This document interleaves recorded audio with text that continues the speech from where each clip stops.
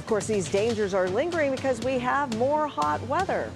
Yeah, we got more hot weather heading our way as we go through the week. You remember what the high temperature was a week ago? 70s? 70s, yeah. Everyone was like, It feels it's so long ago. cold. It's Yeah, so I know. cold. It's like fall. And now we have the opposite. Yeah. And that's going to be the case as we go through the week ahead. So quite a difference just a week can make to our temperatures. 72 was the high last Monday. We were 10 degrees below average last Monday. This Monday, 91 was our high today. So 10 degrees above the average for today. So quite a temperature swing from one direction to the other. And it's also been a big swing in our humidity as well. You've probably felt that difference from what we had last week to what we're starting off with this week. We do have that weather impact alert for tomorrow. It's going to be even hotter and even more humid for tomorrow. So particularly concerning will be that peak heating time, kind of through the afternoon, early evening hours. That's when we could have that heat index near 100 degrees. So that's what it actually feels like as you step outside. So as you go through the day tomorrow, stay hydrated, stay cool. It's going to be an air conditioning inside kind of day for a lot of folks. We do have a lot of those school closings across the bottom of your screen with a lot of kids already back to school and some of the buildings that just do not have the air conditioning to keep kids cool.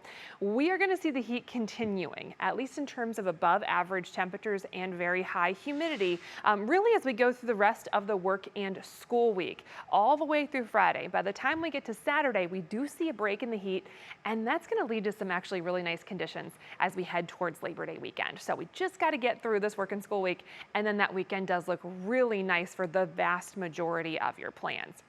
Now, all of this really because we have this dome of heat and humidity that's set up across much of the central part of the country and spreading into the eastern part of the country as well.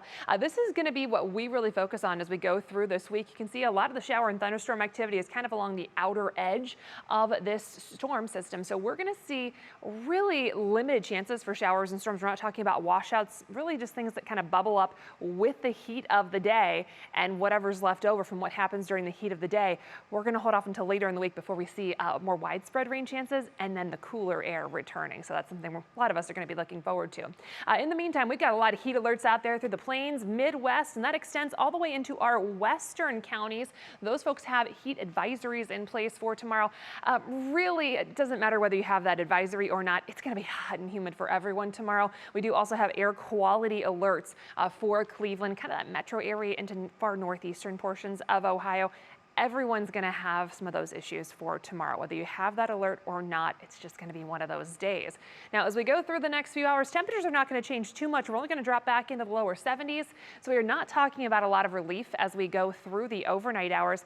And again, tomorrow's going to be even hotter for us. We start off in the 70s, already close to 90 by lunchtime. That afternoon into early evening time frame is what we're really going to watch. Temperatures get into the 90s.